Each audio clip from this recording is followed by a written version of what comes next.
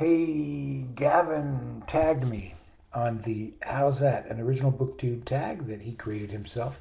So I'm going to do it. I'll probably put it up next week. I'm not going to make any excuses for not doing anything this week, but don't have that much to talk about, so I'm fortunate to have a tag here. It is probably by the time this goes up, it'll have been going around a while, so you're probably familiar with it. It's cricket prompts, which they're written in a way that you can follow them even if you don't follow cricket.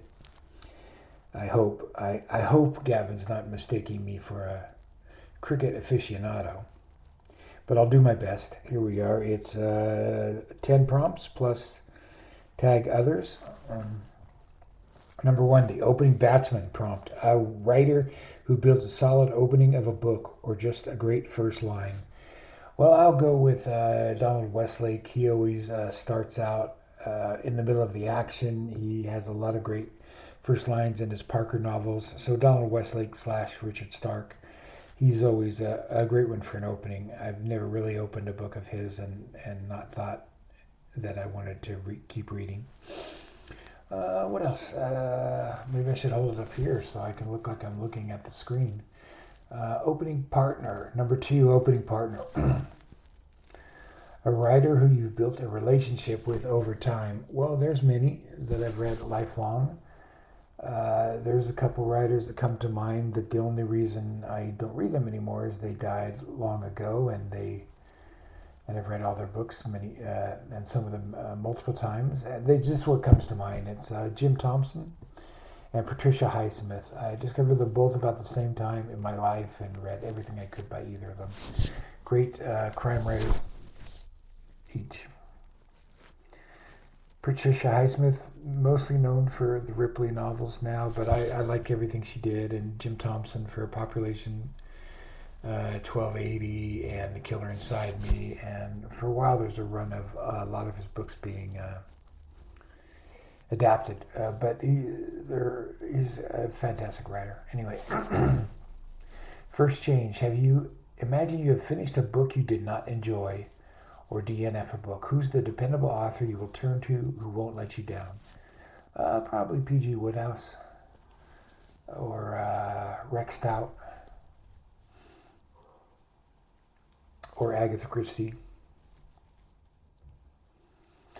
Agatha Christie has a few bummers, has a few bad books. I'd say like 10% of her books are pretty awful, but it's a pretty high ratio because she's so prolific. But most of the time, you can pick up one of her books and enjoy it. Middle order. What are the last three books you read that, were you to mark them out of 5, would get a definite 3? Oh, I have to go to my list of books now. How are you guys doing? I've missed you. I haven't had much to talk about. I don't even remember what I'm looking for. Oh, reading. So of the last 5, what are the last 3 books you've read that were you to mark them out of 5? You would be okay. So, well, A Night in the Lonesome October by Roger Zelazny. That's a pretty mid book. I didn't enjoy it that much. I know people really like it for some reason. Maybe it's because you can read, it's set up 31 chapters for the 31 days of October. So I guess people could read it kind of like a game, kind of like those things you open, those Christmas calendars you open one by one. I guess that's how people read it, but it was okay. And entitled the book about Prince, the dumb prince, the predator prince who got all his titles taken away recently. I always want to call him Edward, but that's not his name. Andrew? I don't know why I can never get those guys' names mixed up. So that's 2. Skullface by Robert Howard. That was not my favorite Robert Howard book in any sense. It was just kind of a basic pulp story. I would avoid it. So maybe it's even a little less than 3, but it's always good to read Howard because he can keep things moving. And another, I'm still looking back here. That's 4.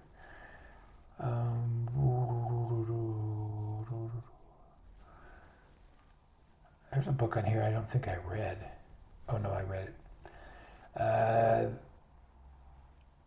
That's as far back as I can go. I mean, there's stuff I read.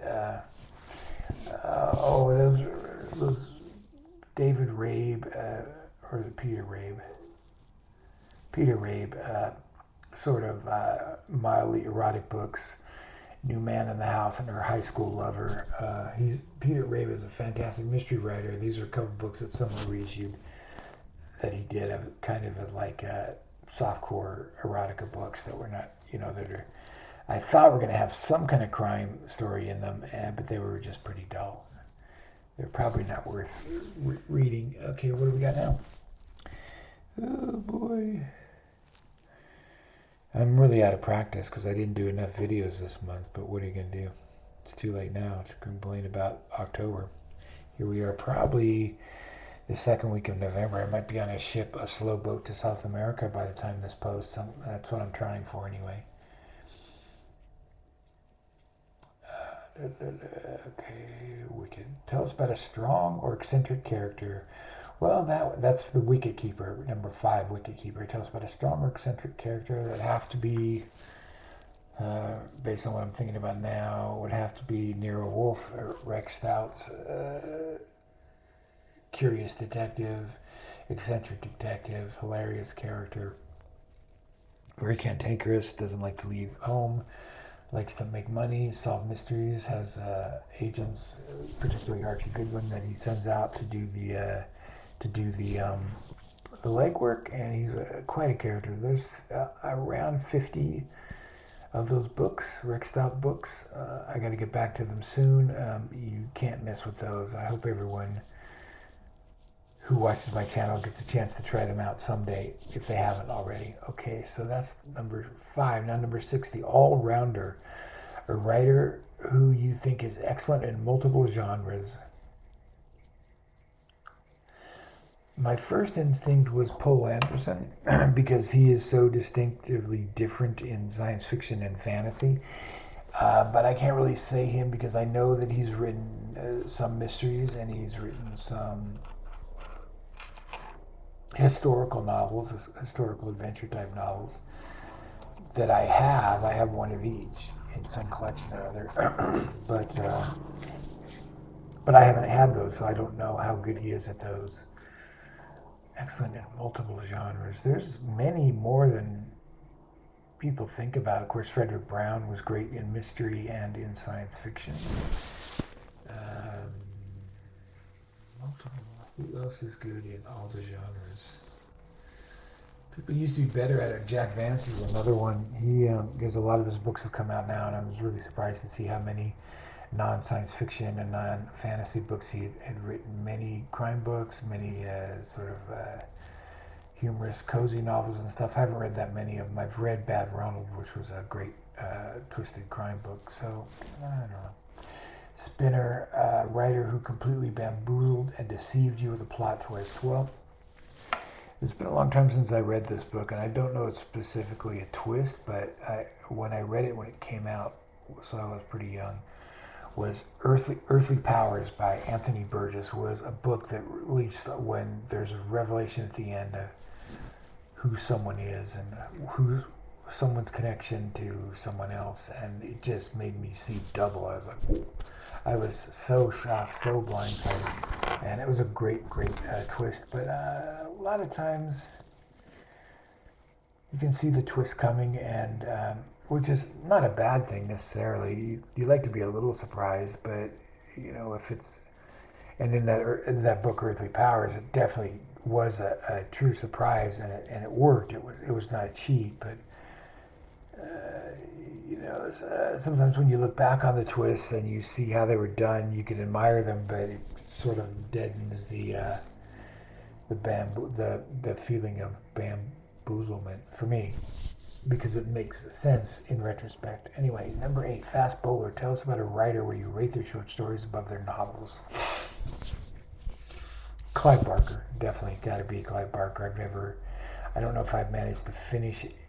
I probably finished Weave World. I really never enjoyed his novels at all, but the first 3 books of Blood, the first 6 books he published, all short stories and novellas, and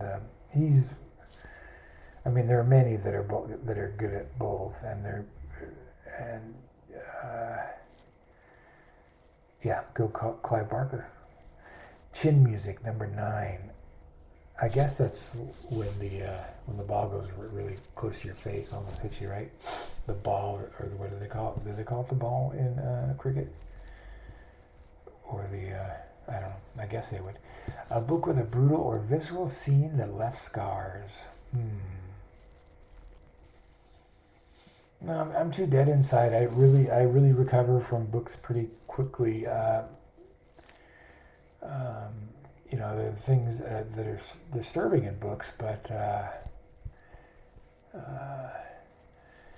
nothing that has really stayed with me that I can think of today. So I have to be a little anticlimactic here towards the end. And number 10 rather. Prompt number 10 is 12th Man. Refreshment. Suggest a palate cleanser of a book. Well, you can't go wrong with P.G. Wodehouse. Well, I guess you can, because you can get in, if you're a fan of Woodhouse, you can get in a mood where you really don't want to read anything else. So I wouldn't call that a palate cleanser. Let's go the other way and say Boys from Brazil by Ira Levin, or any of Ira Levin's books. He's got a nice flat style, well plotted, good stories, but if I understand the meaning of palate cleanser, something like that, something that's really clean, brisk prose and no nonsense storytelling, I think that would go. As far as tagging, I will let everybody. There's a lot of people tagged here already. Probably more people than I know. So consider yourself tagged if you want to do this. I'm sure Gavin will enjoy seeing all these too, and I don't know if I'll be able to make comments on this or not, because I'm going to have limited internet service, I think, for the next couple of weeks. But I'll see you at the end of November if I don't sneak a couple other things in before. Okay? Bye.